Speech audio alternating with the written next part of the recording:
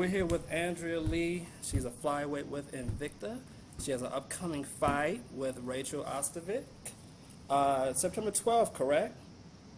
Yes. Right, Uh, right. So are you excited about this fight or what? I'm extremely excited. I like Rachel a lot, and I don't have anything bad to say about her. She's a really, really nice person. But Okay, it's a fight, that I'm looking forward to. that's right, that's right. So what has your training been like? I mean, how often do you train per day? Is it 3 times a day? What's your process for training?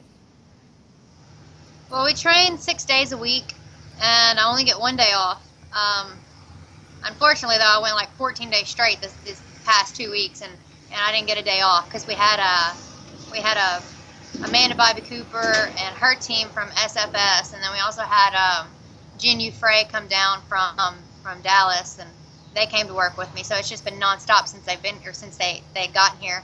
Um, but normally I wake up and I start training at 8 o'clock in the morning. I'll do my sprints and I'll run my 2 miles. Then I'll get to the gym about 9 o'clock and I'll lift weights. And then 10:15, we're training either Muay Thai, kickboxing, or wrestling till 1 o'clock, and then we'll come back in the afternoon. Classes start again at 4:30, and we're here till about 7. Now, with a person, like yourself with such an extensive background, do you ever find that you may even, lose a second trying to figure out which one of your tools to use since you have such varying tools? No, I don't get confused if that's what you mean. Like, I think I blend everything pretty well in MMA. I love to stand up, and I mean that's my favorite part. But I mean, honestly, I love it all. If it goes to the ground, I'm comfortable there too. I train a lot on the ground.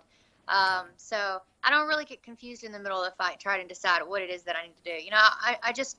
The only thing that is on my mind is making the right choice and throwing the right combination at the right moment. You know, Okay. timing everything well. Now, what are some of your goals in terms of MMA? Well, I want to be a world champion, of course. I want to be the Invicta world champion, and I want to keep it. I want to stay. I want to be the women's Invicta world champion. As long as I can be. And then if I ever get the opportunity to be in the UFC, I want to be the UFC world champion. Okay. Uh, you know, I don't want to stop. I don't want to just. I want to keep going until I reach those goals. Now, do you feel like the flyweight division is somewhat underrepresented, being that, for example, there's only two women's divisions in the UFC? Do you feel like the flyweight division is underrepresented in general? I think so. I mean, we have a lot. There's a lot of flyweights out there. I feel like most of the flyweights, they wanted to be in the UFC so badly they either dropped to 115 or they went up to 135. So Okay. that's why it's kind of thinned us out a little bit. But if they open up that 125 division in the UFC, I feel like most of those girls that are comfortable at 125 will go back to 125, and that's probably what Dana White's worried about, because then all those women that are natural 125ers, they wouldn't he wouldn't have anybody really to compete against Ronda. In terms of your being a female, what was your first experience like in an MMA gym? Well, I started out at an MMA gym. The gym that I started at, we just decided, because initially I wanted to do MMA. I was interested in cage fighting and doing everything. But Donnie didn't want to just throw me into the cage. He wanted me to take baby steps by easing me in with a boxing match, going to a boxing tournament. And, I felt like I really needed that. I just to, kind of step my toes in the water. And, so I've grown up in an MMA gym. It's not like, it's nothing that I was ever comfortable with. We just took baby steps to get into the cage. Okay. Now, I've seen your fights, and you are very aggressive, to say the least. Is there something that switches on in you that, you're this, normal everyday person in regular life, but then when you get inside the cage, you just become a beast? Yeah, I'd have to say that I definitely have some kind of switch because in my everyday life, I'm not that aggressive, and I'm not a mean person. I mean, um, I guess because I'm one of those people that you can kind of push over and cut in front of. If you want to cut in front of somebody, cut in front of me because I'm not going to say anything. Okay. But I don't know, when I step into the cage, it's like it's all it's competition, but it's every man for himself. I'm there to win, and that's all that's on my mind. There's no losing in me, and I hate the feeling of losing.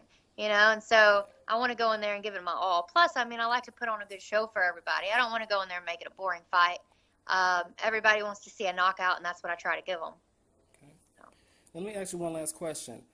In terms of the actual fight day itself, what is your fight day like? What is your preparation? What's a typical day in Andrea Lee's fight day? Well, I just try to stay relaxed throughout the whole day. I don't try to do too much.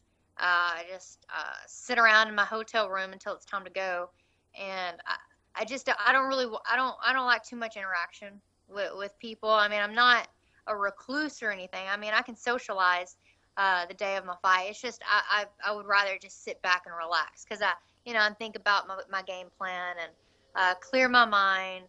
I try not to let my adrenaline get too high because on that day it's like it's you're constantly thinking about the fight, so your adrenaline's constantly going up and down, and I don't like that to happen because I want to conserve all my adrenaline for my fight.